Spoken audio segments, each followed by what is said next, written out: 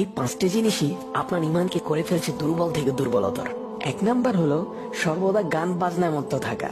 আফসোসের সাথে বলছি, আমাদের কিছু ভাই বোনেরা এমনও আছেন যারা নিজের বেডরুমের লাউড স্পিকারে গান না ছাড়লে তাদের মুড অনই হয় না।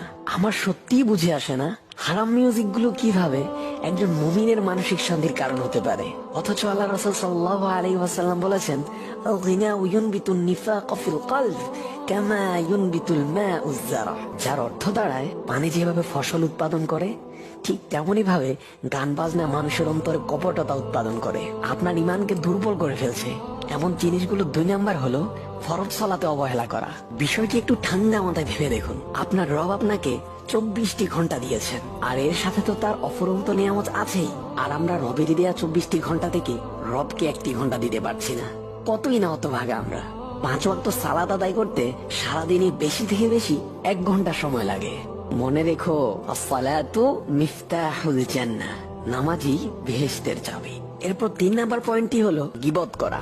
নিঃসন্দেহে ইমান দুর্বল হয়ে যাওয়ার পেছনে এটিও এক অন্যতম কারণ। এটি এতই ভয়ঙ্কর একটি পাপ যার ব্যাপারে রাসূল সাল্লাল্লাহু আলাইহি ওয়াসাল্লাম বলেছেন, আল গীবাতু আশাদ্দু মিনাজ জিনা। গীবত জিনার চেয়েও মারাত্মক। গীবত কাকে বলে? রাসূল সাল্লাল্লাহু আলাইহি ওয়াসাল্লাম গীবতের সংজ্ঞা করতে গিয়ে বলেন, তোমার ভাইয়ের পেছনে তুমি এমন কোন সত্য কথা বলা যা